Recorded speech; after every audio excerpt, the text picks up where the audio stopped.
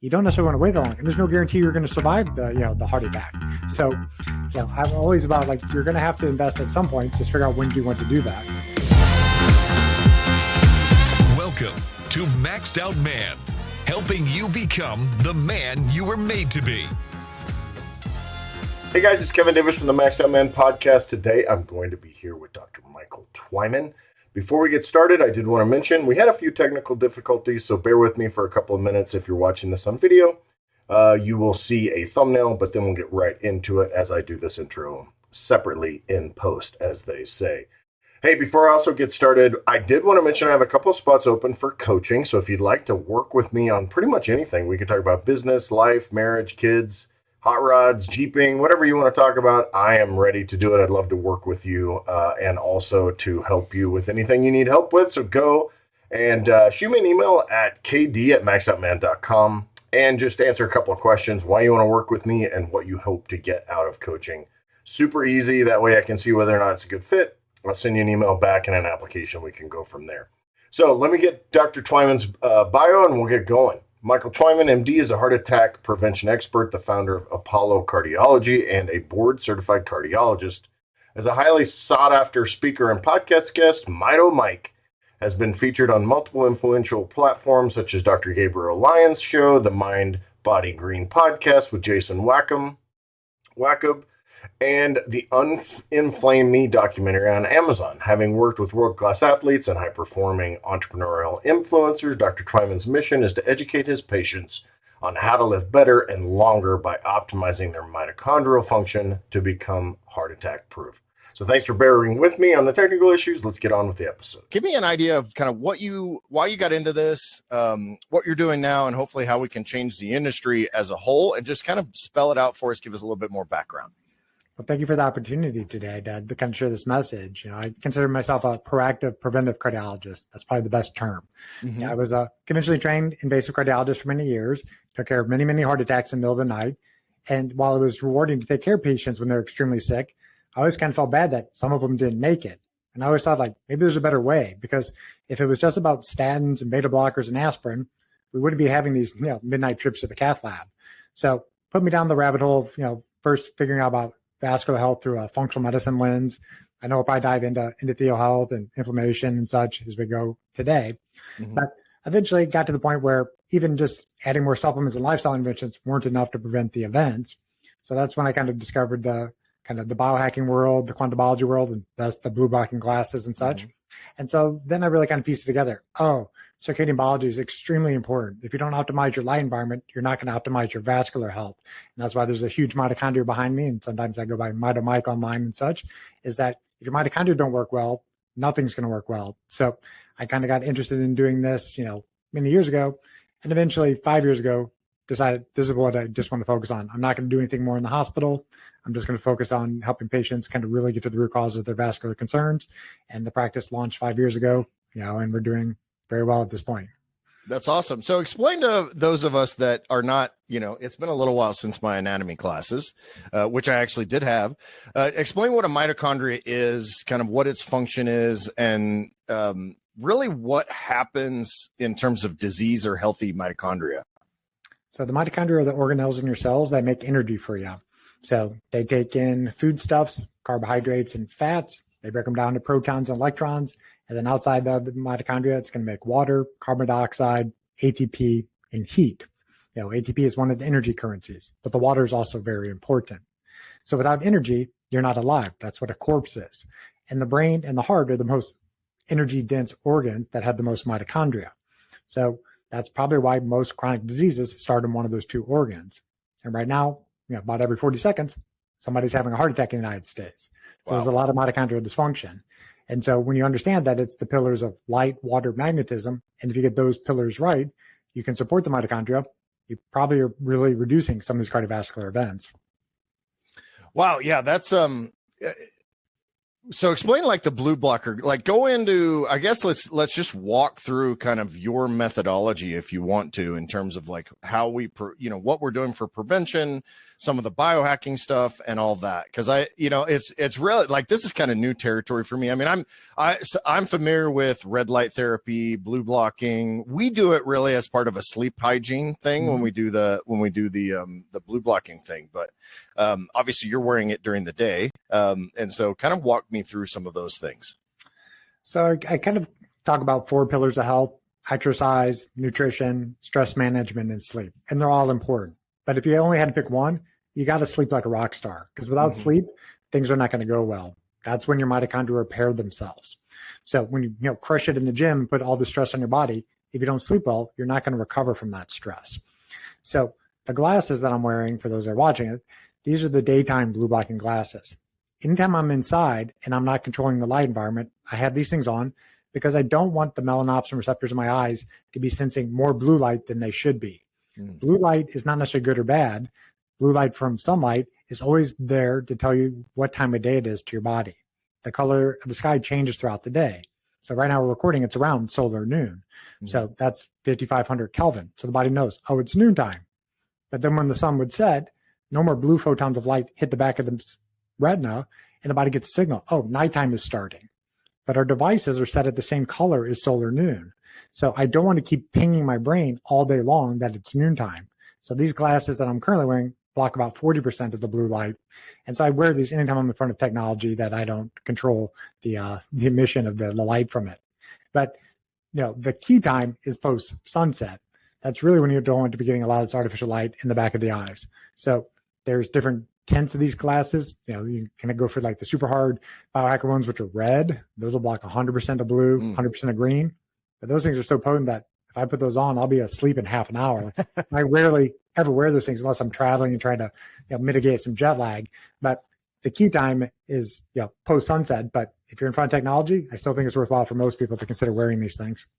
And is that the difference between, so that, as I understand it, that's the difference between cortisol and melatonin, right? It's kind of like that variation. Is that, and does that, so doing it during the day, does that affect those cortisol levels and melatonin levels, or just a receptor thing, or how does that work?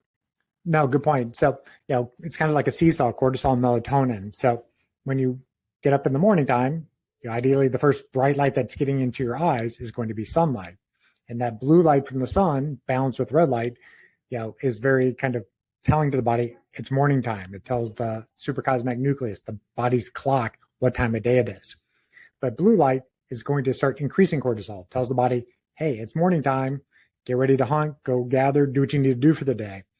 And melatonin is being produced during this time, but it's not going to be released until there's darkness. Then when the sun sets, the body gets signal. It's nighttime, no more blue light. So cortisol should start to drop. And the melatonin you were producing during the day starts to get released. But if you continue to look at backlit devices, or you have your LED lights on, the body keeps getting pinged with blue light. So cortisol is going to be high, and melatonin will keep staying suppressed. So it's very hard to have optimal sleep when you're going to sleep with low levels of melatonin. It's a hormone. It is not a supplement. So if you're not sleeping well, you have to look at your light environments first. And is there a time? So we kind of follow this 3-2-1 kind of sleep thing, which is, no major meals 3 hours beforehand, no major brain function 2 hours beforehand, and then no blue light an hour. But is there an optimal time frame there? And I think so many of it, we started doing that at night, and people are like, that is so weird for you to do that. But I think it's something that people don't even recognize. But is there a time frame there that you really, at minimum, right? Like at minimum, this is the time frame. No, I like that is a guideline. I usually recommend people stop eating 3 to 4 hours before their planned bedtime. Those are also known as a Zeitgeber, a time giver, is that signal of food coming into your system. So when your food comes in the system, the body thinks it's daytime. So the liver and the gut are going to stay awake when there's food in, and the body's going to wait about 4 hours before it shuts off the switch and say like, oh, he's probably not going to eat anymore, and then starts processing the food you ate.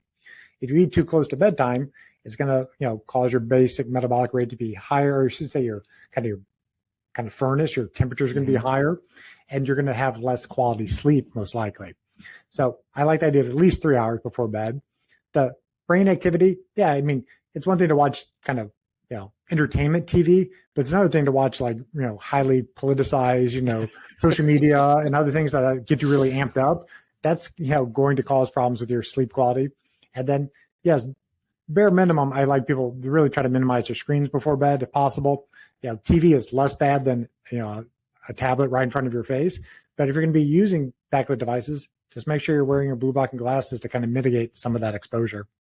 Yeah, we actually have the little clip-ons because I'm 51, so time for the readers, right? So I clip them on, and then we have a special one for the TV. That way we kind of switch back and forth, which is good. It's a good signal to put the phone away and then change my glasses. So yeah, for sure. So what you said there's a heart attack every 40 seconds. Now, what are some of the other things that are going on from a cardiovascular health standpoint? Obviously, it's been one of the top killers, especially in male population, which is who we're primarily talking about. Typically, I think most people think of that as a hey, 50-year-old, 60-year-old problem, right? And we've got a lot of younger guys that listen to this, so I want to make sure that we hit kind of this where we are now cardiovascularly as a country, as a society, and then kind of go through some of these preventative things that we want to focus on. So cardiovascular disease is still the number one thing that takes most people out. So it starts early. By the time somebody has symptoms, this has been baking 20, 30, 40 years. So most people don't honestly show up to a cardiologist until they're having symptoms. They're having chest pain or shortness of breath or exercise intolerance. Then they go get a stress test, go, oh, you failed your stress test. They go to the cath lab and potentially get a stent or bypass surgery. They're fixing stuff way late to the game. You want to try to find some people way before they're symptomatic. And plaque can actually start in your arteries, in your childhood, but you usually don't have enough plaque in your arteries to present to a doctor to your, in your 50s or 60s. So go looking earlier. And that's what my whole practice is designed to do, is try to find it at the earliest stages. So you have nearly 60,000 miles of blood vessels. There's a lining in the blood vessels called the glycocalyx and the endothelium. Think of it as a protective gel coat. If that gel coat is healthy, you don't tend to develop plaque in your arteries. But there's many things that damage that gel coat. Smoking, which fortunately most people aren't smoking anymore, high blood pressure, high blood sugars, high lipoproteins, cholesterol, which I'm sure we'll probably talk more about, viruses, air pollution. There's hundreds of things that can damage this protective gel coat. But once that coating is damaged, then things that are floating through the blood, such as the lipoproteins, they start sticking to the arteries like Velcro, and then they get retained in the artery lining. And then that's kind of like getting a splinter, in your foot. It's going to cause inflammation. There's going to be swelling. And that's what's kind of the nidus to starting these plaques to form. And these plaques can grow for many years before you have symptoms. Think of them as like little pimples on the walls of the artery. You can't feel them until they're like 70 to 80% occluding the blood flow in the artery. But any amount of plaque in the artery potentially could rupture, and it would be like a pimple popping. When that happens, the blood will clot or coagulate, and now you have 100% blockage in your artery. And if it's in your heart, that's a heart attack. If it's in your carotid artery, it's going to cause a stroke. It's a similar process. So you want to start looking at how healthy is that layer of the artery? Is there inflammation in the artery wall? And then there's various tests that we can talk about that look at soft plaque or hard plaque in your artery. The more plaque in your artery, the higher the risk you will have an event. So,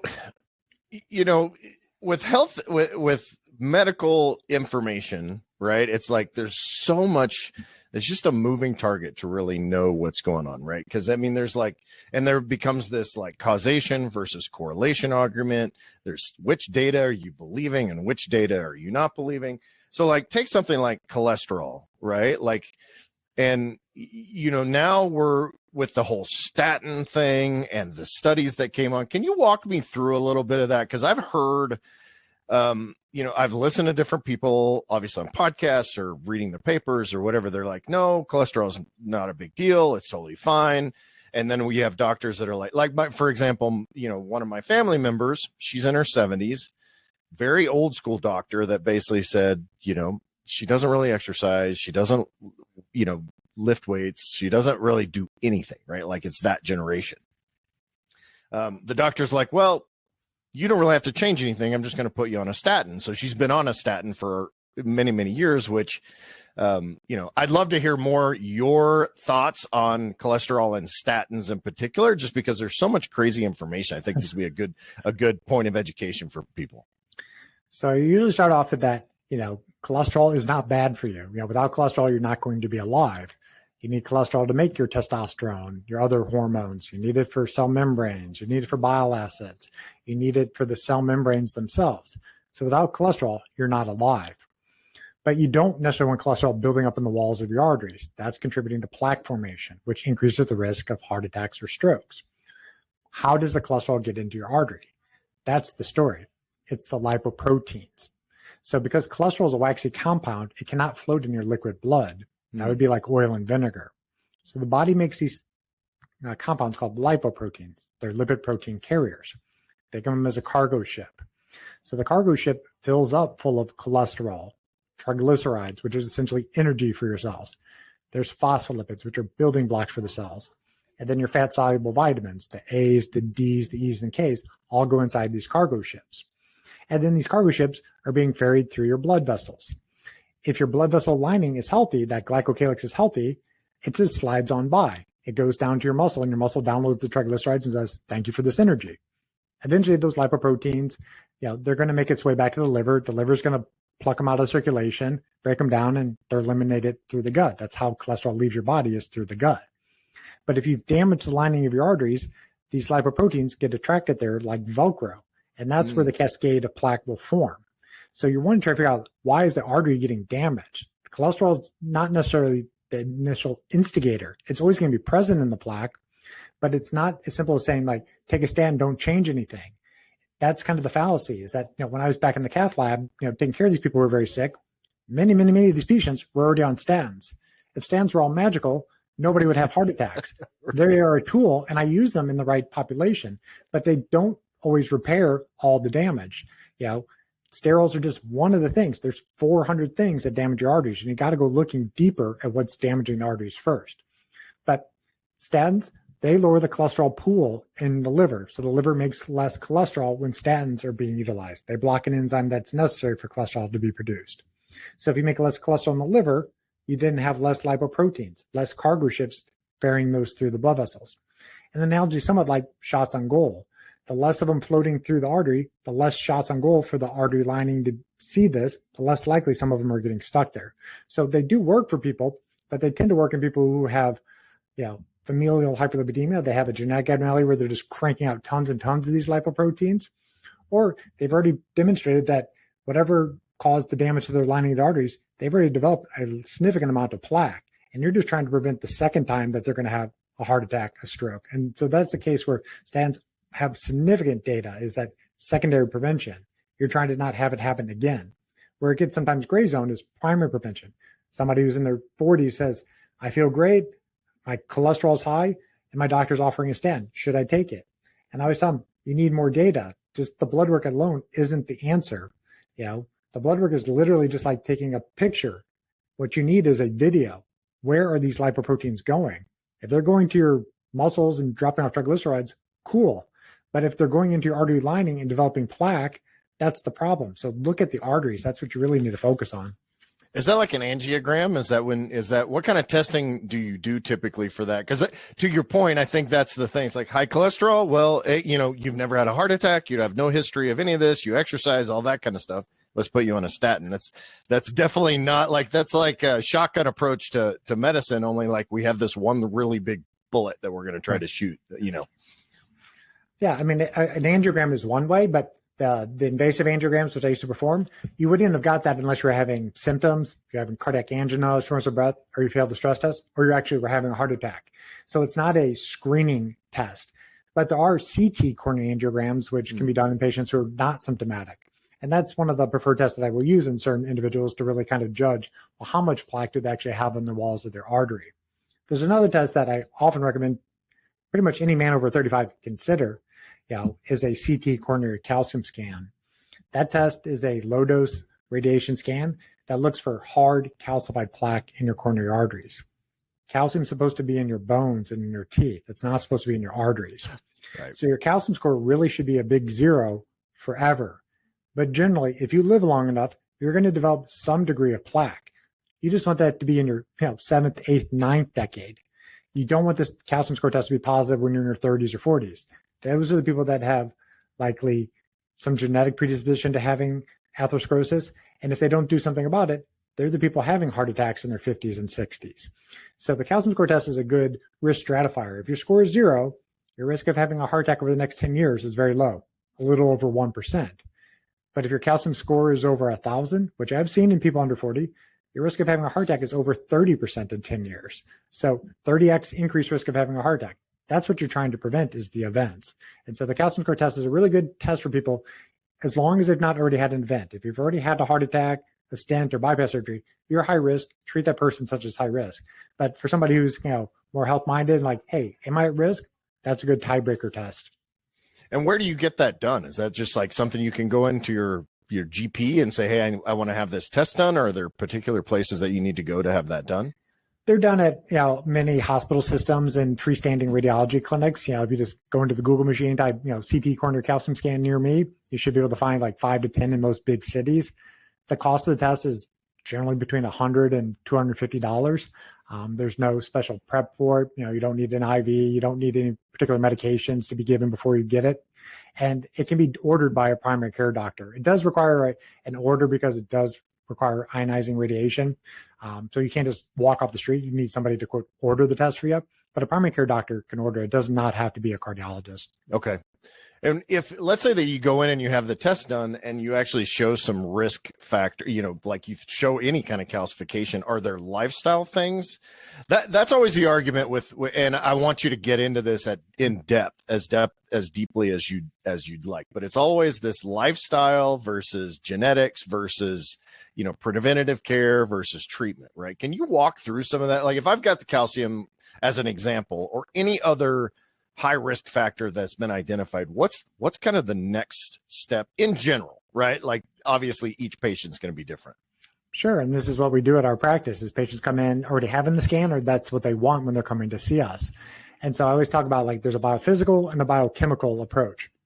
So the biophysical is looking at the arteries. So if you already come in and your calcium score is abnormal, we're trying to do other tests to say like, is this calcium score test old? Like you developed plaque 10 years ago and your body took care of it? Or is this still a problem right now? Do you still have a 5-alarm fire going on? So there's tests that can look at that protective lining of the artery, the endothelium. So there's tests that look at how elastic the arteries are. It's called the max pulse or pulse wave velocity test. There's a test that looks at how well your body can produce nitric oxide, which is the gas that dilates the arteries, prevents things from sticking to the arteries. That test is called an endopat. That one's a little bit more challenging to get. It's a more specialized tool, but it tells you exactly percentage-wise how much the arteries dilate when there's a vascular stressor. This is essentially what happens when you exercise. As you exercise, you force blood over your arteries are dilating. We're able to measure that and quantify it for the person that it's healthy or not healthy. Then you can look at the arteries on the side of your neck. There's a test called a carotid entomomedial thickness scan. It's an ultrasound, no radiation, relatively low cost, and generally you can repeat it every 12 months and say, okay, my arteries are staying pretty steady. Or if you see a lot of inflammation in the artery, or you see the plaques getting worse, then you got to be much more aggressive with the things you're going to find in the blood work. So we'll kind of stage the arteries saying like, okay, this is old, or is this still ongoing? And then the big biochemical assessment. So typically you use either Boston Heart Diagnostics or Cleveland Heart Labs. They're the two kind of leaders for doing the advanced cardiovascular testing. But it's 3 big buckets. There's testing that's going to look at the lipoproteins, all your cholesterol metrics. There's a bucket that looks at all the oxidative stress and inflammation. So, you're breathing oxygen right now, speaking to me. You're, burning the, foods that you ate in your mitochondrial engines. But that makes free radicals. It makes smoke essentially. So you can measure like how much of that smoke is escaping the mitochondria and damaging other cells. How much inflammation is present. You want your immune system to kick on if you got an infection. You don't want your immune system always turned on. If your immune system's always turned on, those 60,000 miles of blood vessels are transporting those inflammatory compounds, and it's going to damage the lining of the arteries. And then the third big bucket is, are there anything that are going to impede your body's ability to make nitric oxide? Nitric oxide is so critical that if you develop low nitric oxide availability, you're much more prone to having stiff arteries, higher blood pressure. And then if that persists, those are the people that go on to developing plaque in their arteries. So there's labs that can look at all 3 of those kind of domains. And you're like, okay, these are the lifestyle interventions that are going to help this one. These are the nutraceuticals if you want to go down that route. And then you can look at certain pharmaceuticals depending on their person's risk. And so, back to your original question about statins, they're tools, but the people who tend to respond best to them, this makes more sense when you do this blood work. They're going to be hyper producers of sterols. So their liver's just cranking out lots of cholesterol. So it's like dialing the faucet back. That's why you would use a statin there. They're an ApoE3 or 2 carrier. If you're an ApoE4 carrier, they tend not to respond as well to statins. So that's a genetic test. There's another genetic test called SLC01B1. It's long term, but that gene, if you have it, your risk of having muscle symptoms on statins, which is the number one side effect of statins, it can be 4 to 5 times increased. And so those are the people that maybe don't challenge with statins, or if you're going to, use the absolute lowest dose possible, because you don't want to cause side effects that then is going to limit the person's ability to exercise, which is obviously proven to really promote that person's health span and longevity. So, I always talk with patients like, they're tools. If you have side effects from them, we will find another option. But you can kind of predict who's more likely to respond to them based off of some of these blood work markers. My assumption is, maybe this is the wrong assumption, but most doctors are not doing those tests when they put people on statins, or is that, is that true, or is that or not true? No, that's true. And it's just because that's how the guidelines are written. The guidelines are put together by experts, and they're looking at all the clinical data, and they're saying that in totality, in the general population, this medication should work. But while that's interesting for population, I'm interested in the person who's sitting in front of me. Like, how was it going to respond to this individual? And so I'm definitely practicing medicine, to the standard of care. I'm still board certified. I can do all the stuff that those guys do, but I've done hundreds, if not thousands of hours of extra training to learn functional medicine, quantum biology, and how to piece those things together. Yeah. I had another guest that was a physician. And we were talking about this term boutique medicine. Right. And I don't know whether that's something that which is essentially like, you've got the insurance side, right? Which I know I've got physician, friends that are like, I'm going to go be a landscaper now because I'm tired. My podiatrist started a landscaping company because he got so tired of dealing with insurance. But now it seems like there's a growing, not only need, but want and availability of doc practices like yours, right? Where I can go in and get over and above what I would get if I'm dealing with the traditional healthcare system. Is that kind of where your practice falls? Correct. When I launched the practice about 5 years ago, I was out of network from the beginning because I wanted to deal with just the patient. I did not want the insurance company to tell me that I could not order this test if it was indicated. I didn't want the insurance company to say like, well, you have to use this class of medicine. So that's when I have a little bit more kind of transparency with patients. I'm not paid by the drug companies. I'm not paid by the insurance companies. I work for you. So if I'm recommending a statin for you, it's because I think that's the best option for you. It's not that I'm getting paid to say that for you. And so I can be very transparent in my pricing with the patients and what my interests are. I tell them like, I learned this at this event. I've done this with, this many patients. It seems to work. Are you interested in this approach? And they go that route. It's not just cookbook medicine where it's just like the algorithm says your cholesterol is high. And if it's over this cut point, this is the dose of statin you should take. Yeah. And it's such a, we've got physicians and, I have kind of a naturopath that does some stuff, general stuff. I'm rarely sick, so I don't really have to do much in the healthcare world. But my wife and I just met with a doctor. She's my age, so about to be 51. So she's in that perimenopausal thing. And so we're kind of going through that, but we're dealing with a physician that is not in the, her other doctor's like, well, you're 50. This is what your life is like now. But to be able to go to this other physician and have him spend 90 minutes on a Zoom call with us, and then, we pay accordingly, right? It's not cheap. You don't have your $25 copay, but to me, it's like it's almost like going back in time to what you think doctors, were like 30, 40, 50 years ago. And that's why I tell people, like, you're going to invest in your health at some point in your life. You're going to do it when you're young and you get to have that health span, or you can do it late in life, and then you're going to spend a lot of money trying to regain what you just lost. You're going to spend the money somewhere in your life. So it's better to kind of proactively do it, in my opinion. A heart attack, if you have a heart attack, today, and insurance wasn't trying to pick up the cost for it, it's going to cost you nearly $50,000 if you have a heart attack out of pocket. If you invest wisely in your health, you're probably not going to spend $50,000 to avoid the heart attack. But some people just don't have that mindset that they're in it for the prevention standpoint. They'll wait until they have symptoms, like my insurance company will cover them. Like, you don't necessarily want to wait that long, and there's no guarantee you're going to survive the heart attack. So, I'm always about like, you're going to have to invest at some point. Just figure out when do you want to do that. Yeah, you don't want to. I did my my internship at Blue Cross Blue Shield, and this was back when they actually had wellness care and all this stuff. But we called them the Zipper Club. I've been super blessed to be able to feed into the lives of tons of men from all around the world and all walks of life. And I'm very excited to announce that I do have a couple of spots available right now. If you're interested in working with me, and we can talk about pretty much anything: marriage, business, fitness, parenting, being a dad, dogs, cars, whatever you want to talk about, I'm available to do that. We want to focus on the things that may be most beneficial to you, and some things that you may not even know would be beneficial to you. You've listened to the podcast, you kind of know my style. If you are interested in working with me, I want to try to make it as simple as possible, but I also want to make sure we're a good fit.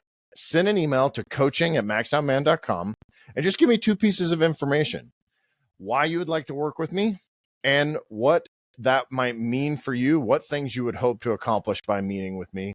That'll kick off the process. I'll reach back out to you. We can jump on a call and see whether or not it would be a good fit. So go to maxedoutman.com, coaching@maxedoutman.com. Send me an email with those 2 pieces of information, and we'll see if it's a good fit. And I hope it is, and I hope that we can actually connect.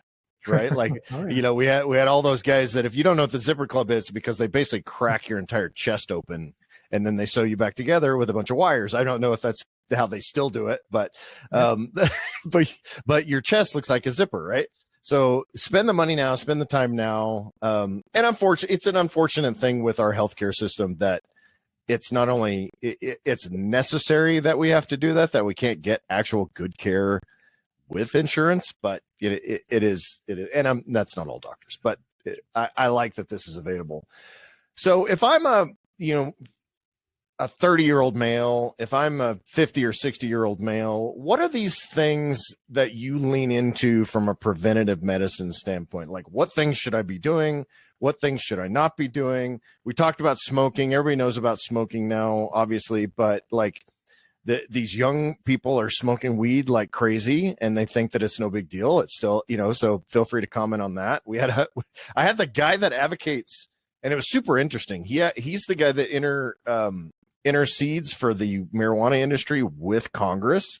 Very cool episode if you want to go. I learned a lot. I don't do any drugs or alcohol or any of that kind of stuff, but and then vaping obviously is another big one. Can you just walk through some of like, what things should you be doing in these different decades of life if they change, or maybe it's just standard, and what things should you not be doing, and kind of how we get to a point where we are doing everything we can without intervention to maximize our cardiovascular and overall health?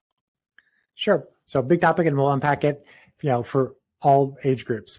But to kind of go back on one question part, like, hospitals do good work. If you're in an emergency, if you're having a heart attack, you want them to save your life. You've been banged up in a car accident, you want the trauma surgeons to put you back together. So they're doing good work, but they're not designed for preventive care. They're not designed to keep you out of the hospital.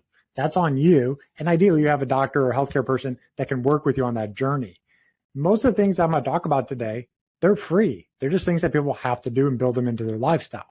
So, starting as young as possible, it's the 4 pillars. Find a way to prioritize sleep. Probably people in their 20s, you probably abuse your body, you stay out late, you party, you do whatever. But at some point, you got to realize, like, this is not sustainable. And then get into a routine where you're like, okay, your day starts with your head laying on the pillow, you charge up your batteries, and you dissipate it the next day.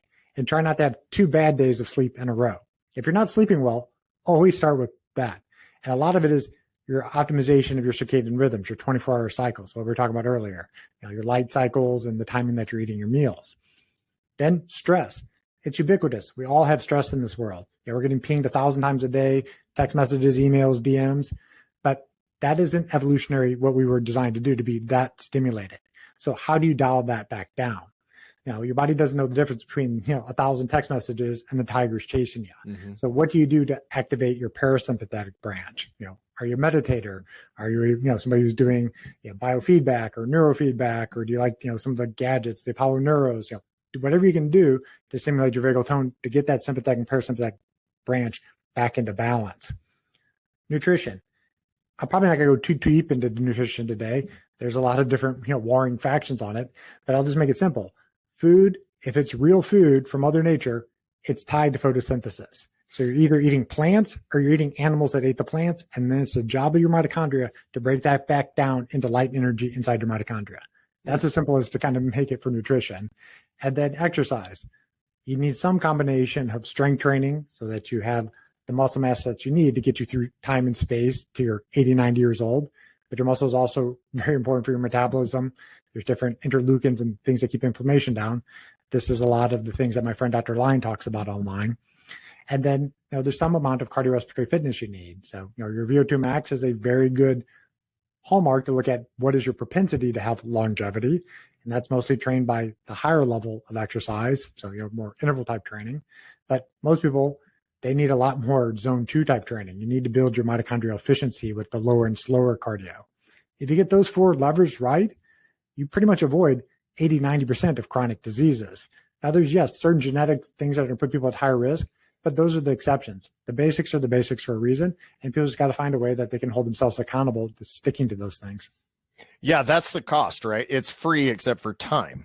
I had a conversation yesterday with a friend of mine who was a previous guest, Justin Rosling's chauffeur, which is a mouthful, which he admits. But he's really big into rest. But we were talking about the cost we were talking about the cost in terms of, all right, your 50-year-old health and fitness self has a higher cost than when you were 20, right? Like it takes more time, it takes more effort, it takes more deliberate action. And, that's health, nutrition, cardio, all of that. But it really I would rather, to your point, I'd rather give up the time now, making sure that when I'm 50, I'm healthier now at 50 than I was at 20. I want to be just as healthy when I'm 80. Obviously, there's things that happen. Both my maternal grandmother and great grandmother lived to be 103. So I'm halfway there if I'm genetically gifted from that. But, versus I don't want to give that time up with rehab and PT and, surgeries and all of those things. Like you'd rather go down that road. So I think that's super important. When you talk about LISS, right? Low intensity, steady state cardio, which is essentially going out and taking a brisk walk. They had this movement a few years ago, which is basically just get up and do something, even 10 minutes, which 10 minutes, that sounds like an okay idea, but that's not entirely true, right? Like what is the real number that we need to shoot for on a daily basis? Obviously weight training for me, I tell women, especially if you're not lifting weights, you need to do that now. Like if you don't do anything else, go lift weights. But talk to me about frequency and intensity on those, both those things would be great. So yes, it has to be a combination of those things. Strength training, bare minimum twice a week if you're not, kind of a gym rat, just to maintain what you got. You definitely just want to slow the roll on sarcopenia, the loss of muscle mass. And then the cardio, you can do it with walking, but typically, unless somebody's untrained, they're probably going to have to do some type of incline, or they're going to have like a weighted vest or something like that to be able to get their heart rate enough up with just walking alone. So more zone 2 type of training, the low and slow. More likely you can do it like on a treadmill, a bike, an elliptical, somewhere you can actually keep the heart rate pretty steady. My personal zone 2 training goal right now is 128 beats a minute. It doesn't feel much like exercise, so I'm mostly doing it on a bike, and so I can just dial the resistance. Heart rate hits around 128. Stop it. Do it. Just keep doing it at that rate then. But that should be about 80% of the time of whatever cardio that you're doing is that lower and slower type of cardio. How much per week? Ideally, at least 150 minutes of that type of activity. You can go more, but most people aren't even remotely even close to 150 minutes. So, chunk it down to, a couple 30-minute sessions a week, and there you go. Yeah. That's only 5 times a week, right? Like that's just doing it during the week. And, we talk about, taking a 5-minute walk after meals, fake 10-minute walk after meals. So it doesn't you could even split it. You could split up a little bit, but obviously you want that sustained in that zone for that 150 minutes, right? Is that what you're talking about mainly? Correct. Yeah. but it's not that hard. It really it takes so little effort. And if you think about the amount of time on our phones, watching Netflix, all that stuff, which, get on your treadmill if you want to watch Netflix and actually just do your cardio while you watch your show. It's not that big a deal. So, well, I want to be respectful of your time. I think we covered like the preventative stuff, like your basics. Is there anything that we're missing in terms of like things that you would recommend that we do in order to kind of step into this more preventative care when it comes to heart health, especially? So I'd first start with like optimize your circadian rhythms to the best of your ability. So an optimal day would look something similar to this.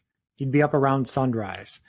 You'd get morning light into your eyes from the sun. That's the first bright light that you would get. So no glasses, no sunglasses, natural light in your eyes.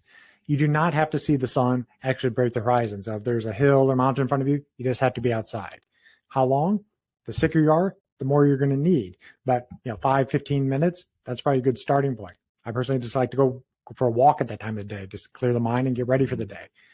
You ideally would eat your first meal within an hour of the sunrise. That helps set the leptin receptor in your body. That helps let your body know how much stored body fat you have. Your body burns food differently based off the time of day that food comes into the system. You should stop eating 4 hours before you plan to go to bed so that the liver and gut can shut off. And then we talked a lot about the light. If you're inside using technology, ideally you have some type of glasses that filter out some of that high intensity blue light that reaches your melanopsin receptor. But be very tight about it once the sun sets. Your body really wants to crave that there's a big light and dark cycle. Once you got that dialed in, then that's when you can really start playing around with, the nutrition, the exercise, because those are just variables. If you don't get the sleep and the light right, that other stuff doesn't matter nearly as much. Yeah, I like that a lot. We actually, the sun comes up at 4:30. We're in Montana, so we're up, 45th parallel, right? So the sun comes up at 4:30 in the morning and it doesn't go down, it's starting to go down now, but it's like light at 10:30 at night. So we had to put up, I bought some darkening shades for so our bedroom is like pitch black. And so that's, take whatever steps you need in order to create that good sleep hygiene. I think that's super important.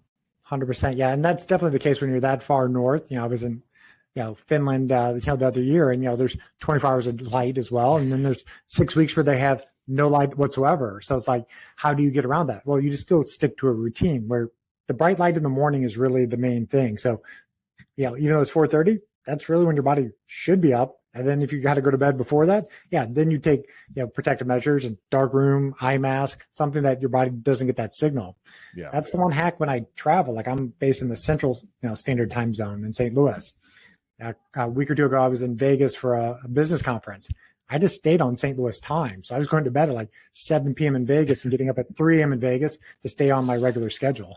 Which then that's a good plan if you're in Vegas anyway. You can avoid all the nuttiness that happns after after that time. So, Dr. Twyman, I really appreciate you being here, man, and thank you so much for the patience with some of the technical issues that we have. How would people find out more information about you, learn more about what you do, and if they need to reach out to you for whatever reason, especially if they're in your area, how would they do that? So the social media platform I'm most active on is Instagram. My handle is just Dr. Twyman. Every Monday, 6 p.m. Central Time, I do an Ask Me Anything. So people submit questions ahead of time, or when it's live, they can ask them in the comments and I'll answer them, usually on for about half an hour or so. And I also have a website, drtwyman.com, has some of the archives of the prior podcasts I've been on, and some of the products sometimes I recommend. People are like, what are those blue blockers? I'm like, it'll be on my website if you're interested. If patients really want us to kind of do the deep dive, figure out what's going on in their vascular health, we do have an application on my website. Somebody from my team would reach out, make sure that, we can, help you with the needs that you're interested in. And then we set you up for the visit in St. Louis and screen you head to toe, make sure those arteries are as healthy as you want them to be. Awesome. Well, I appreciate you being here. Thank you so much. Hope you have a great day. Thank you very much. All right. Let's see. Okay. I think we got it. I appreciate you taking the time. I know that yours is still recording. I'm going to just end the session, and then if you just let it run for a couple minutes, it should be finished uploading. And then I think there's a lot of little bits that we can grab and do some. My VA will kind of grab those and do some cuts so that we can use those for shorts, and I'll make sure I get those to you, and you can use them for whatever you want. Awesome. All right. Thanks, Appreciate Dr. it. Twyman. Enjoy the rest of your day. I'm going to go. I'll probably do cardio a little bit later. Yeah, awesome. All right. Talk to you soon. All right, take All care. right. Bye-bye. If you're looking to really maximize your life and become the man you were made to be, head over to maxedoutman.com and get your journey started today.